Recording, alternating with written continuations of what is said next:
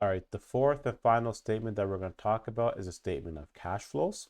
So this statement is very important because it pretty much takes the cash account and it dissects it into more detail. So let's say hypothetically we have a cash beginning balance of 10,000 and an ending balance of cash of 15,000. We have a difference of $5,000.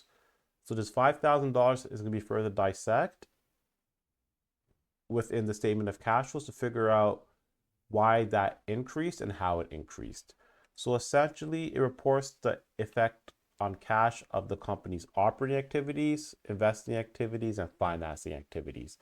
Every business in the world has D3 activities no matter what.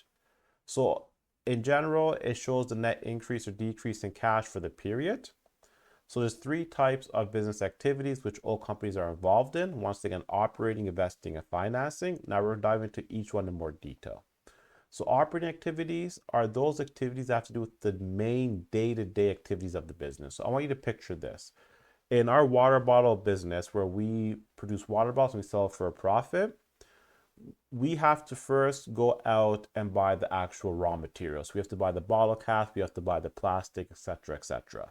That's the day-to-day activities. Then we have to actually produce the water bottles, pay our employees, pay rent for the building we're situated in, etc., etc. Then we make the sale. So anything that has to do with revenues, expenses, and related accounts such as accounts receivable and accounts payable is going to be the day-to-day activities of the business. So essentially anything that's to do with accounts receivable, supplies, inventory, prepaid expenses, things such as accounts payable, salaries payable, interest payable, income tax payable under revenues is going to be our day-to-day business activities, and that's going to be our operating activities. Next one is going to be investing activities. So the goal is to earn positive cash flows from our operating activities so we could go in and take that money and invest into the future growth of the business. So this is the purchase or sale of long-lived assets needed to operate the company. So not just long-lived assets, essentially long-term assets, such as long-term investments, property, plant, and equipment, intangible assets, and goodwill. So examples include purchase or sale of long-lived assets such as property, plant, and equipment, and intangible assets. So let's just say now we take our money from our operating activities and we go out and buy a delivery van. A delivery van is a part of property, plant, and equipment. Now we're expanding our business. We're investing into the future growth of our business. Or the purchase or sale of investments such as shares or debt securities of other companies. So let's just say hypothetically we have cash laying around. Like, you know what? Let's buy the shares of Apple. So when we buy the shares of Apple, that's an investment for us because let's just say hypothetically we buy the shares of Apple for $10 and we're predicting in the future it's going to go up to $15. So we're predicting a $5 capital gain increase. So that's how we make money, correct? Or debt securities, we lend money out to a friend or another company for the purpose of us earning interest. And then we have financing activities. So financing activities is, remember, there's two ways a business could finance its operation. There's debt financing and there's equity financing. Debt financing is we go to the bank, we take out a loan, or equity financing is we issue shares to the public. And remember, under equity financing, we also have the the payment of dividends. Very key. So financing activities includes obtaining and repaying funds to finance operations of the business. So this includes selling or repurchasing shares. Remember, shares, we have preferred shares or we have common shares, which is part of shareholders' equity. Or we could borrow money or repay the actual loan. So let's just say hypothetically, we go to the bank, we take out a loan.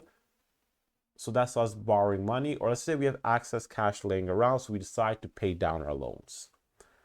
So remember, there's different forms of debt, which are bank indebtedness, bank loans, long-term debt such as mortgages, bonds, and finance leases. So next, we're going to do an actual example now. So once again, I want you to pause this video, get a piece of paper. I want you to kind of write out this example as I go through it so you can kind of start learning it.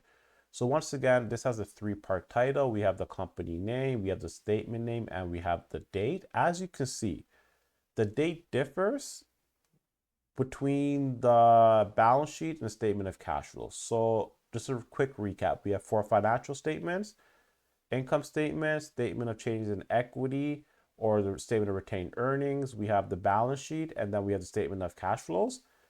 The income statement, the statement of change in equity, or the retained earnings statement, and the statement of cash flows are for the month ended October 31st, 2018, or if you're doing for the full year, for the year ended, whereas the balance sheet is just at October 31st, 2018. That's very, very important.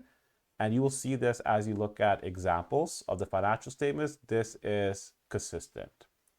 So essentially, the balance sheet is at that date, at October 31st, because at any given point of time, that's the actual balance on the balance sheet. Whereas for the income statement, the statement of changes in equity, and the statement of cash flows, every year those statements get reset and we have to redo them for that specific time period.